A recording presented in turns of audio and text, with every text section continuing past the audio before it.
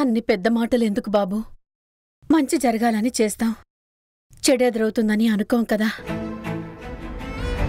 నేనేది చేసినా లయ జీవితాన్ని ఒక దారిలో పెట్టడానికే చేశాను.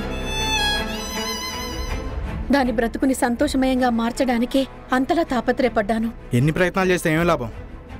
చివరికి ఇంట్లోంచి గెంటేస్తే ఆపగలిగారా? అక్క మీద అంత నింద మోపుతూ ఉంటే తొడవగలిగారా? లేదు బాబు, ఇప్పుడు కూడా దాని జీవితం ఎలా చక్కదిద్దాలా అని ఆలోచిస్తున్నాను. తనతో మాట్లాడి తీసుకెళ్దామని వచ్చాను. చాలు,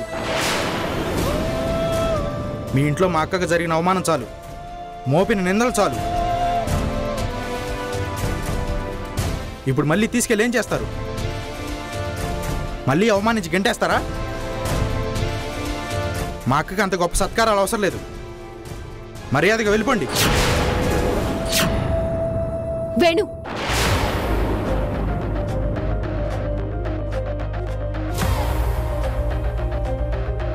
పెద్దవాళ్ళతో మాట్లాడే పద్ధతి ఇదేనా?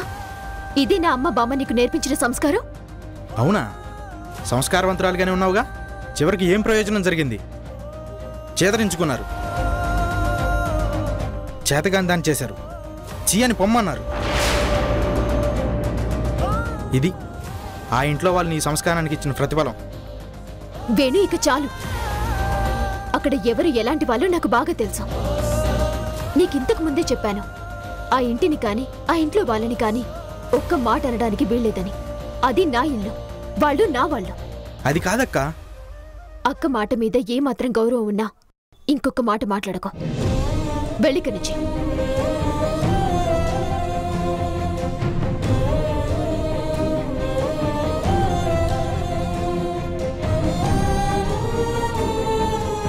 క్షమించండి అత్తయ్య, అక్కకేదో అయిపోయిందని అలా మాట్లాడాడు. పర్వాలేదులే అమ్మా. వేణు ఆవేశంలో అర్థం ఉంది. బాధ మోస్తున్నాడుగా, బరువుగా అనిపిస్తుంది. లోపలికి రండి అత్తయ్య. శృతి రా.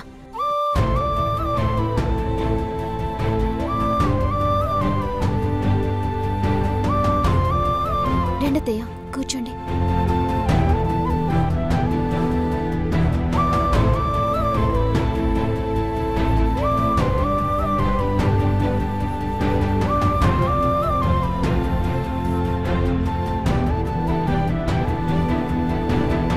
అమ్మా, అత్తయ్యకి టీ తీసుకురా.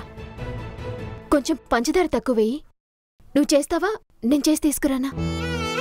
నేను తీసుకొస్తాను. లయా, అమ్మా లయా, నా మీద కోపం లేదమ్మా? కోపగించుకున్నంత మాత్రాన కోల్పోయింది తిరిగి రాదు కదా అత్తయ్య.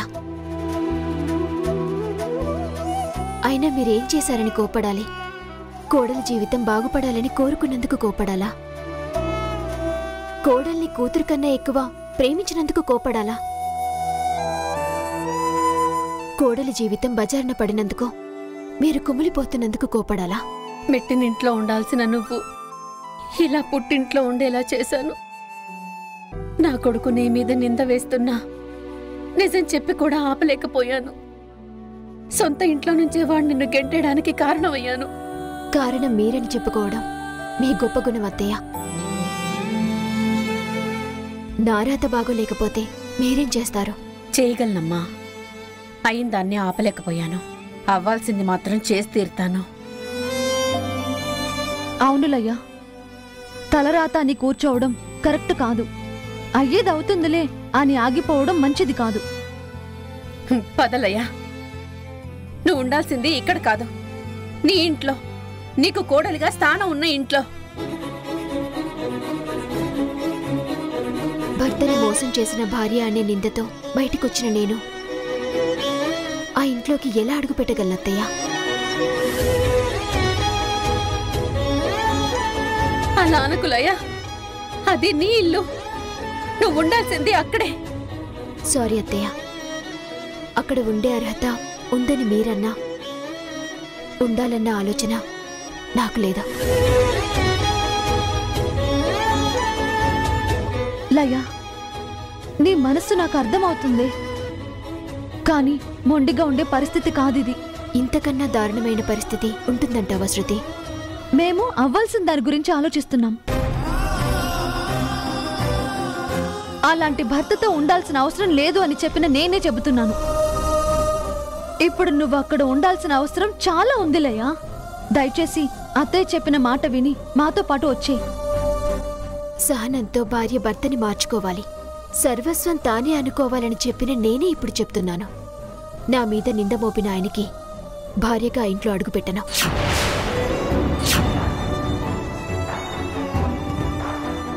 అత్తయ్య, నేనేదో తప్పు చేశానని, ఆయనకి ద్రోహం చేశానని నింద వేసి నన్ను గెంటేశారు. నేను ఏ తప్పు చేయలేదని తెలుసుకొని నా మీద వేసిన నింద ఆయన్ని చెరిపే వరకు ఆ ఇంటి గడప నేను తొక్కను. ఆ రోజు ఖచ్చితంగా వస్తుందిలేయా, కానీ వచ్చే వరకు నువ్విలా దూరంగా ఉంటాననడం కరెక్ట్ కాదమ్మా. దగ్గరగా ఉండే నిజం వాడికి తెలిసేలా చెయ్యాలి. ఎదురుగా కనిపిస్తూనే నీ నిజాయితీ వాడికి అర్థం అయ్యేలా చెయ్యాలి. ఇన్నాళ్ళు నా ప్రేమ ఆయనకి తెలిసేలా నడుచుకున్నాను. నా ఇష్టాన్ని ఆయన గుర్తిస్తారేమోనని ఆరాటపడ్డాను. అది జరగలేదు. ఆఖరికి నా నిజాయితీని కూడా చూపించుకోవాల్సిన దుస్థితి ఏర్పడింది.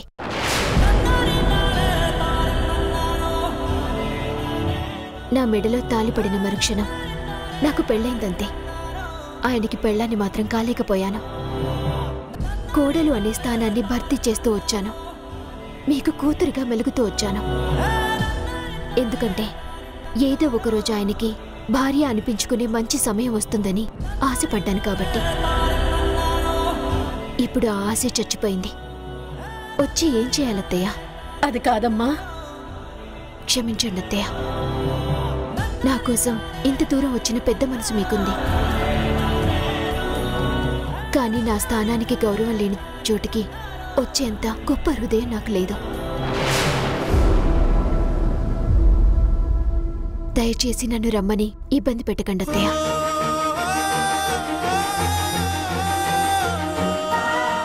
మీ మనసు బాధ పెట్టుంటే నన్ను క్షమించండి అత్తయ్య.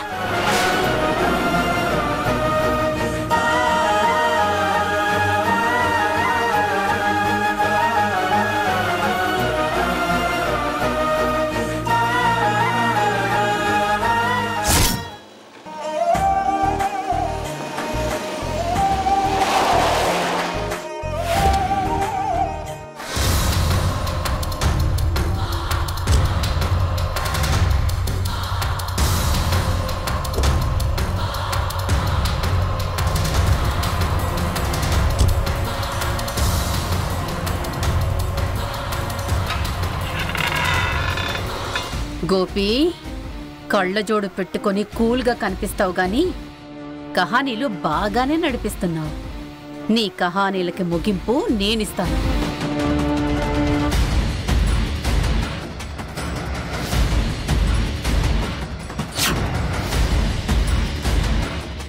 ఏంటమ్మా, ఊళ్ళో పళ్ళన్నీ తీసుకొచ్చినట్టున్నారు? అదేం లేదమ్మా. ఇదిగో మీ గోపి సార్ ఉన్నారు కదా, పళ్ళు బాగా తినాలి, పండంటి బిడ్డ పుట్టాలి అని వద్దంటే వినకుండా ఇవన్నీ కొనేశారు. ఇన్ని తింటే పండంటి బిడ్డ కాదమ్మా, పండే డైరెక్ట్ గా పుడుతుంది. ఈ సెటర్లన్నీ ఆపి సైలెంట్గా లోపల పెట్టు. మర్చిపోకుండా తనకి గంటకొకసారి కట్ చేసి పెట్టు. తను తినకపోతే నాకు ఫోన్ చేసి చెప్పు, అర్థమైందా? అలాగే బాబు. ఈ మగాళ్ళంతా ఇంతే. పెళ్ళామంటే పడుంటుందిలే అనుకుంటారు, పొరాయి దాని మీద మాత్రం ప్రేమ కురిపించేస్తారు. ఈ గోపి కూడా ఇంతే. గోపి, నీ సంగతి చెప్తా చూడు. శృతిని మోసం చేస్తూ ఇంకెన్నాళ్ళు తప్పించుకుంటావో చూస్తా.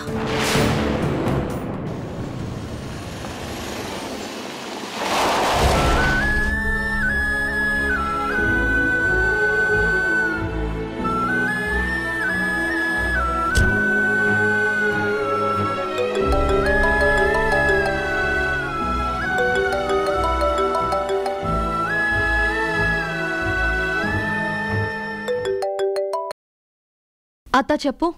నేను చెప్పడం నువ్వు వినడం అయిపోయింది, కానీ ఇప్పుడు నీకు డైరెక్ట్ గానే చూపిస్తాను. ఏ విషయం గురించి మాట్లాడుతున్నావు అత్త? ఏదో విషయం అయితే ఇంత ఎగ్జైటింగ్ గా ఎందుకు చెప్తానే? నీ విషయమే, నీ కాపురం విషయం. ఇప్పుడు నా కాపురానికి ఏమైంది? నీ కాపురం కొంపలు మునిగే పరిస్థితిలో ఉంది. నీకు ఆల్రెడీ చెప్పాను కదా, ఆ గోపి పెద్ద దొంగ అని. అత్త, ఇంకొకసారి ఆయన గురించి ఇష్టం వచ్చినట్టు మాట్లాడితే ఊరుకునేది లేదు. మాట్లాడని డైరెక్ట్ గానే చూపిస్తాను. ఇప్పుడు మీ ఆయన దీపిక ఇంట్లో ఉన్నాడు. వెంటనే వచ్చావంటే రెడ్ హ్యాండెడ్ గా దొరుకుతాడు. అత్త, ఇక చాలు. నీ మాటలకి మోసపోను, నీ ఆటలకి లొంగిపోను. అది కాదే, నీ భర్త వల్ల నీ జీవితం పాడైందని ప్రపంచంలో మగవాళ్ళంతా నువ్వు అనుకున్నట్టే ఉంటారనుకోవడం నీ పొరపాటు. దయచేసి నా మనసు పాడు చేయడానికి ట్రై చేయకు.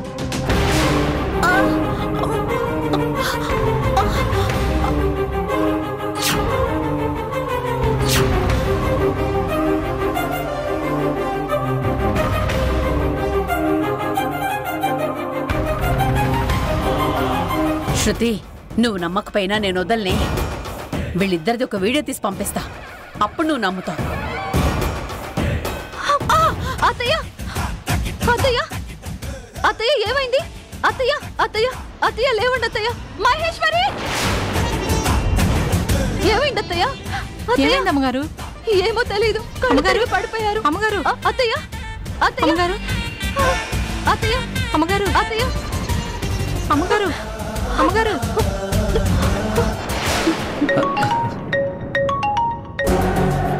ఇప్పుడే వస్తాను.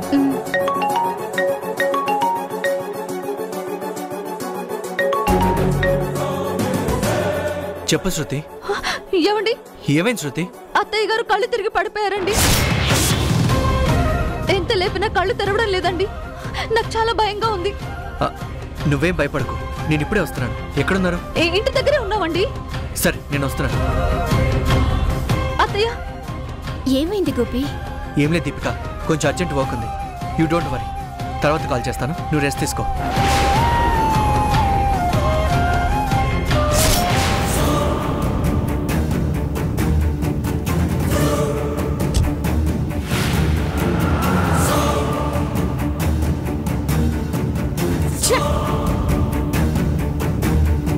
గోపి, తప్పించుకున్నావు, కానీ నేను తప్పుకోను. నీ తప్పు శృతికి తెలిసేలా చేసే వరకు నేను నిద్రపోను.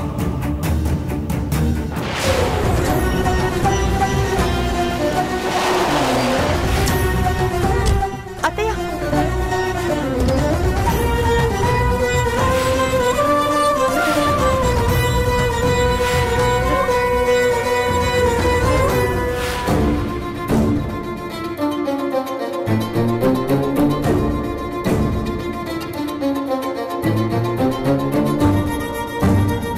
ఏం జరిగింది? ఒకసారి చూడండి డాక్టర్.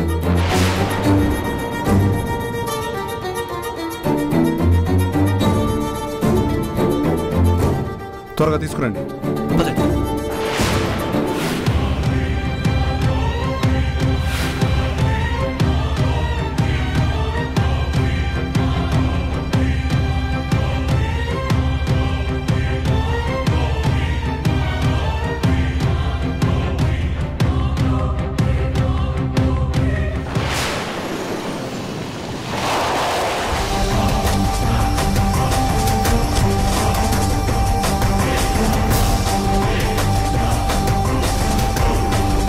జానకి గారిని ఎక్కడ జాయిన్ చేశారండి?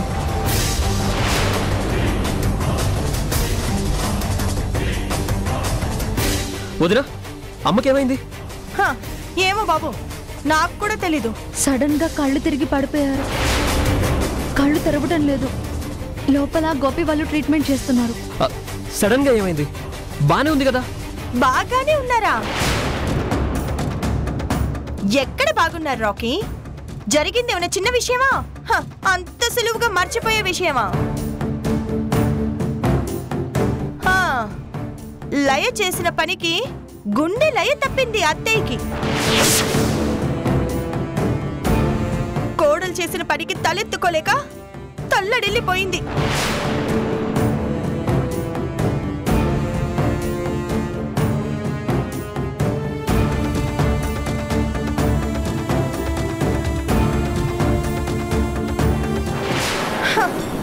కొడుకు జీవితం దారిలో పెడదామనుకున్నారు అత్తయ్య.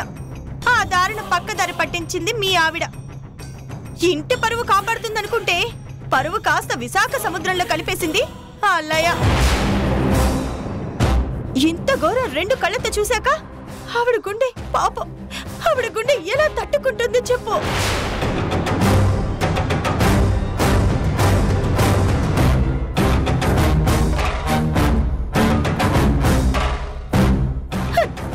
నేనెక్కడ చూడలేదు బాబు ఇన్ని నాటకాలు.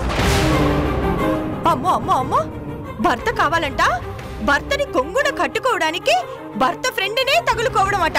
చిచి చిచి చిచి చి అమ్మ బాబా, తలుచుకుంటేనే ఒళ్ళంతా తేళ్లు జనాలు పాకినట్టుగా ఉంది. అమ్మో, అంత మోసానికి గురైన వాడివి. ఇక నీకెంత అవమానంగా ఉందో నేను ఊహించగలను రాజు, ఊహించగలను. నీలాంటి పరిస్థితి ఏ అబ్బాయికి రాకూడదు, అలాంటి భార్య ఏ భర్తకి రాకూడదు. నేను పెట్టిన నిప్పు లయ కాపురాన్ని బాగానే కాల్చుతోంది. అప్పుడప్పుడు ఇలా ఆజ్యం కూడా పోస్తే పూర్తిగా తగలపడిపోద్ది.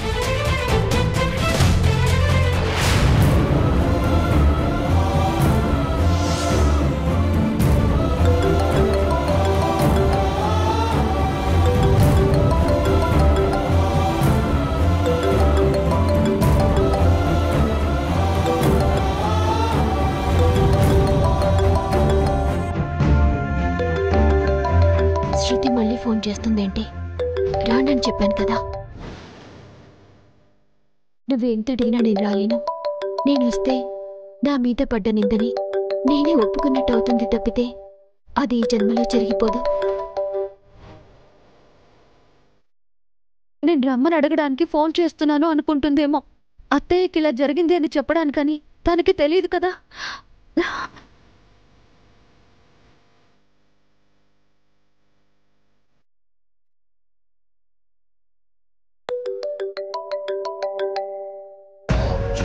లయ ప్లీజ్ లిఫ్ట్ చేయి.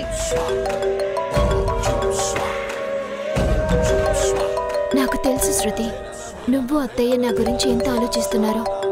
కానీ ఒక్కసారి నా వైపు నుంచి కూడా ఆలోచించండి. Please please please. చెప్పు శృతి. హలో లయ, అత్తయ్యకి హార్ట్ అటాక్ వచ్చింది.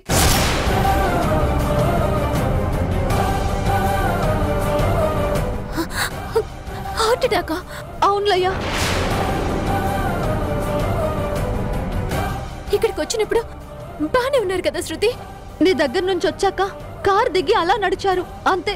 కళ్ళు తిరిగి పడిపోయారు. ఇక్కడికి వచ్చే వరకు నేను కూడా బాగానే ఉన్నారు అని అనుకున్నా. వచ్చాకే తెలిసింది ఆమె మనసులో ఎంత వేదన అనుభవిస్తున్నారో అని. ఇలా పడిపోయాకే అర్థమైంది నీ విషయంలో ఎంత కుమిలిపోతున్నారో అని.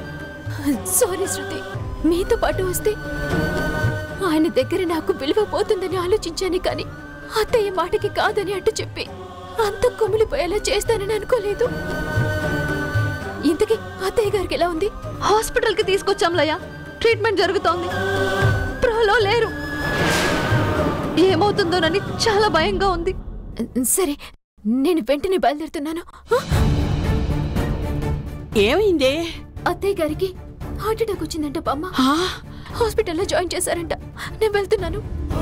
అయ్యో పాపం, ఇక్కడికి వచ్చినప్పుడు బాగానే ఉన్నారు కదే. నా జీవితం పాడైపోతుందని అత్తయ్య చాలా బాధపడుతున్నారు బామ్మ. ఆ బాధ భరించలేకే ఇలా అయ్యుండొచ్చు. పేరుకి కోడలమే కానీ మేము ఆవిడికి కూతుల కన్నా ఎక్కువ. అలాంటిది మా జీవితం కళ్ళ ముందే కూలిపోతుంటే తట్టుకోలేకపోతున్నారు. సరే, నేను వెళ్ళొస్తాను.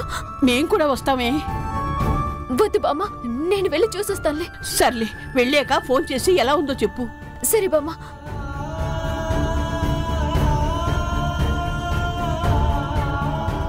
వెళ్ళొస్తాను బామ్మ, వెళ్ళొస్తానమ్మా.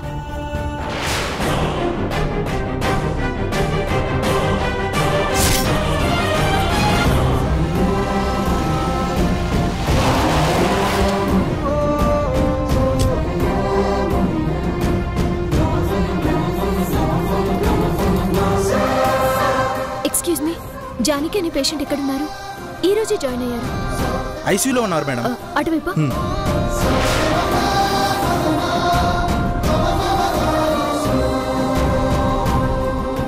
శృతి, అత్తయ్య గారికి ఎలా ఉంది? లోపల ఉన్నారు. సరే. ఆగో.